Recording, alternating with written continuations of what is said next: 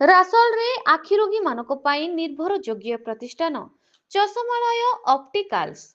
ଢେଙ୍କାନାଳ ଜିଲ୍ଲା ହିନ୍ଦୋଳ ବ୍ଲକ ରାସୋଳ ପଞ୍ଚାୟତ ତେଲିଭୂଇଁ ବଜାର ସ୍ଥିତ ଚଷମାଳୟ ଅପ୍ଟିକାଲ୍ସ ଚକ୍ଷୁ ବାଧିତ ରୋଗୀ ମାନଙ୍କ ପାଇଁ ଏକ ନିର୍ଭରଯୋଗ୍ୟ ବିଶ୍ୱାସଯୋଗ୍ୟ ପ୍ରତିଷ୍ଠାନ ଭାବେ ବହୁ ବର୍ଷ ଧରି ସେବା ଯୋଗାଇ ଆସୁଥିବା ବେଳେ ଏଠାରେ କମ୍ପ୍ୟୁଟର ତଥା ଅଭିଜ୍ଞ ଚକ୍ଷୁ ଚିକିତ୍ସକ ଓ ଟେକ୍ନିସିଆନ ମାନଙ୍କ ଦ୍ୱାରା ଚକ୍ଷୁ ପରୀକ୍ଷା କରାଯିବା ସହିତ ଆବଶ୍ୟକ ମୁତାବକ ଚଷମା ଓ ଔଷଧ ସୁଲଭ ମୂଲ୍ୟରେ ପ୍ରଦାନ କରାଯାଏ।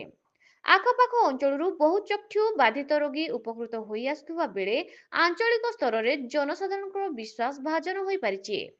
ଚଷମାଳୟ ଅପ୍ଟିକାଲ୍ସର ପ୍ରୋପାଇଟର ସିନିୟର ଅପ୍ଟିସିଆନ ରଞ୍ଜନ କୁମାର ଧରଙ୍କ କହିବା ଅନୁଯାୟୀ ଆଗାମୀ ଦିନରେ ଆଞ୍ଚଳିକ ସ୍ତରରେ ମାଗଣା ଚକ୍ଷୁ ଚିକିତ୍ସା ଶିବିର ଆୟୋଜନ କରାଯାଇ ଚକ୍ଷୁ ସମସ୍ୟା ଓ ନିରାକରଣର ସଚେତନତା ତଥା ଚକ୍ଷୁବାଧିତ ରୋଗୀମାନଙ୍କୁ ଚିହ୍ନଟ ପୂର୍ବକ ଆବଶ୍ୟକ ମୁତାବକ ଚଷମା ଔଷଧ ଏବଂ ପ୍ରତିଷ୍ଠିତ ଚକ୍ଷୁ ଚିକିତ୍ସାଳୟର ମାଗଣା ଅସ୍ତ୍ରୋପଚାର ଓ ସୁବିଧା କରାଯିବ। ପ୍ରକାଶ ଥାଉକି ଦୀର୍ଘ 26 ବର୍ଷ ଧରି ଏହି ପ୍ରତିଷ୍ଠାନ ଭୁବନେଶ୍ୱରରେ ସାରା ଓଡ଼ିଶାବାସୀଙ୍କୁ ସେବା ଯୋଗାଇ ଦେଇ ଆସୁଥିବା ବେଳେ ହିନ୍ଦୋଳ ବ୍ଲକରେ ଚକ୍ଷୁତା ବିଧି ରୋଗୀଙ୍କ ପାଇଁ କୌଣସି ଆଖି ଦୃଷ୍ଟିଆ ସୁବିଧା ସୁଯୋଗ ନଥିବା ବେଳେ ରାସୋଳ ଶାଖାରେ 2015 ମସିହାରୁ ଦୀର୍ଘ 11 ବର୍ଷ ଧରି ପ୍ରତ୍ୟେକ ରବିବାର ଦିନ ଚକ୍ଷୁ ପରୀକ୍ଷା କରାଯିବା ପୂର୍ବକ ହିନ୍ଦୋଳ ବ୍ଲକର 35ଟି ପଞ୍ଚାୟତର ଜନସାଧାରଣଙ୍କ ପାଇଁ ନିରନ୍ତର ସେବା ପ୍ରଦାନ କରି ଏକ ନିର୍ଭରଯୋଗ୍ୟ ପ୍ରତିଷ୍ଠାନ ହୋଇପାରିଛି। ହିନ୍ଦୋଳରୁ ରଙ୍ଗାଧର ସାହୁଙ୍କ report, news Odisha TV. Nagpur pass ଆଉ ଭବାନପୁର ଆଖି ଟିକେ ଖରାପ ଥିଲା ଦେଖିବା ପାଇଁ ଆସିଥିଲି ଚଷମା ପାଇଁ ଆସିଛି ଆଉ ଡାକ୍ତରଙ୍କୁ ଦେଖେଇଲେ ସାର୍ଙ୍କୁ ଦେଖେଇ ସାରିଲି।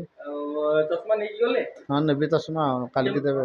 କେମିତି କଣ ସବୁ ଟଙ୍କା ଦଉଛନ୍ତି ମାନେ ଚଷମା ପାଇଁ? ହଁ ନଉଛି ଯାହା ଯେଉଁ ଭଳିଆ କ୍ୱାଲିଟି ନେଇନା ପଇସା ଆଉ କେବେଠୁ ଏଇ ଦୋକାନ ବିଷୟରେ ଜାଣିଲେଣି ଆପଣ? ଦୋକାନ ବିଷୟରେ ତ ମୁଁ ଜାଣିନି, ଆଜି ହିଁ ଫାଷ୍ଟ ଜାଣୁଛି। ଜାଣିଲା ପରେ ଆଜି ଆସିଛି ଆଉ। ମୁଁ Pradeep Mahalik, retired senior ophthalmic officer. ଏଇ ରାସୋଳ ତେଲଭୂଇଁ ଚଷମାଳୟକୁ ମୁଁ ପ୍ରତି ସଣ୍ଡେ ଆସେ, ରୋଗୀମାନଙ୍କର ସେବା କରାଯାଏ। ଏଠି ମୁଖ୍ୟତଃ ଚଷମା ପରୀକ୍ଷା କରାଯାଏ, ଆନୁଷଙ୍ଗିକ କିଛି ମାଇନର ଡିଜିଜ୍ ଟ୍ରିଟମେଣ୍ଟ କରାଯାଏ। ଆଉ ଗରିବ ଲୋକମାନଙ୍କର ବିନା ମୂଲ୍ୟରେ ଚିକିତ୍ସା ବି ଦିଆଯାଏ। ପ୍ରାୟତଃ ଗରିବ ଲୋକମାନେ ଆସନ୍ତି, ତାଙ୍କର ଆଖିରେ ମୋତିଆବିନ୍ଦୁ ହୋଇଥାଏ, ସିଏ ଯୋଗାଯୋଗ ହେଇପାରେନି, ତାଙ୍କୁ ଆମେ ରେଫର କରିଦେଉ Dhenkanal district headquarter hospital eye ଡିପାର୍ଟମେଣ୍ଟକୁ, କିମ୍ବା ତାଙ୍କର ଯଦି ଲୋକ କିଏ କୁହନ୍ତି ସାର୍ ଅନ୍ୟ କେଉଁଠି ସୁବିଧା ଅଛି, ଆମେ ତାକୁ ପାଖ ଢେଙ୍କାନାଳରେ ଥିବା କଳିଙ୍ଗ ସାଇ ଏସବୁ ଆଇ ଇନଷ୍ଟିଚ୍ୟୁଟକୁ ପଠାଉ। ଆଉ ମୁଁ ତ ରିଟାୟାର୍ଡ ପରେ ଏଠି 3-4 ବର୍ଷ ହେଲା ରେଗୁଲାର ଆସୁଛି। ପ୍ରତି ରବିବାର ଦିନ ରୋଗୀ ଉପକୃତ ହୁଅନ୍ତି,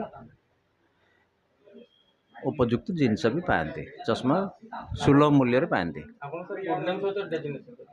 ମୋର ନାଁ Pradeep Kumar Mahalik, senior eye ophthalmic officer, retired government, Odisha state government health department.